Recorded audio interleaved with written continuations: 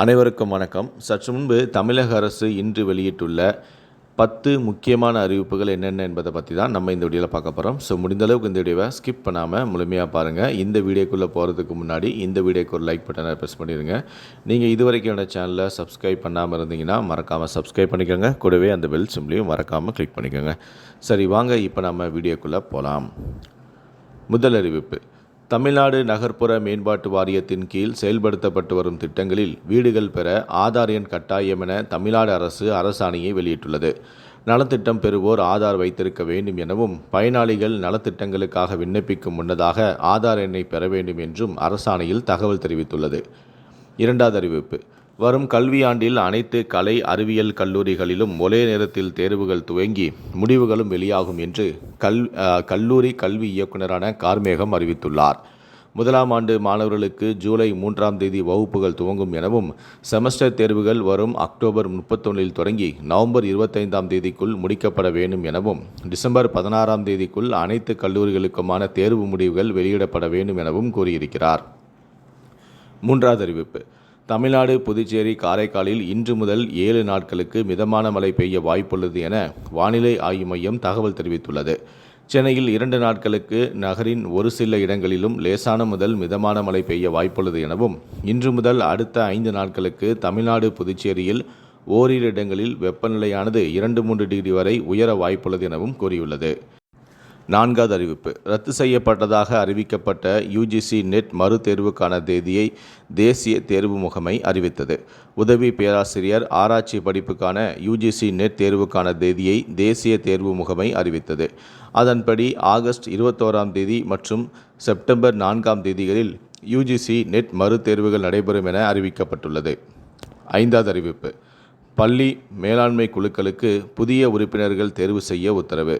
பெற்றோர், ஆசிரியர், உள்ளாட்சி பிரதிநிதிகள், கல்வியாளர், சுய உதவிக்குழு உறுப்பினர், முன்னாள் மாணவர்கள் என மொத்தம் 24 பேர் குழுவில் இடம்பெற வேண்டும் எனவும், அதில் 18 பேர் பெற்றோராகவும் மொத்த உறுப்பினர்களில் 12 பேர் பெண்களாகவும் இருக்க வேண்டும். மேலும் பள்ளியின் தலைமை ஆசிரியரே உறுப்பினர்களை தேர்வு செய்யும் அலுவலராக இருந்து தேர்வு செய்ய வேண்டும் எனவும் கூறியுள்ளது. ஆறாவது அறிவிப்பு: ரயில்களில் 120 நாட்களுக்கு முன்பு டிக்கெட் முன்பதிவு செய்து கொள்ளும் வசதி உள்ளது. இந்த ஆண்டு தீபாவளி பண்டிகை அக்டோபர் 31ஆம் தேதி வருகிறது. எனவே அக்டோபர் 29, 30 ஆகிய தேதிகளில் சொந்த ஊர்களுக்கு பயணம் செய்ய பலரும் திட்டமிடுவர்.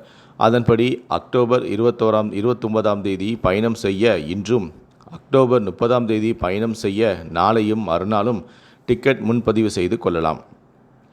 7ஆம் தேதி தூத்துக்குடி மாவட்டம் ஏரல், கோவை மாவட்டம் கருமத்தப்பட்டி, திருப்பூர் மாவட்டம் மடத்துக்குளம், செங்கல்பட்டு மாவட்டம் கோவளம், காஞ்சிபுரம் மாவட்டம் படப்பை, திருநெல்வேலி மாவட்டம் திருநெல்வேலி மாநகரம், சிவகங்கை மாவட்டம் புதுவயல் ஆகிய இந்த 7 இடங்களில் புதிய தீயணைப்பு மற்றும் மீட்பு பணிகள் நிலையங்கள் நிறுவப்படும். மேலும் தஞ்சாவூர் வட்டார தடய அறிவியல் ஆய்வகத்தில் 5 கோடியில் புதிதாக ஆயப்பிரிவு உருவாக்கப்படும் என முதலமைச்சர் ஸ்டாலின் கூறியிருக்கிறார்.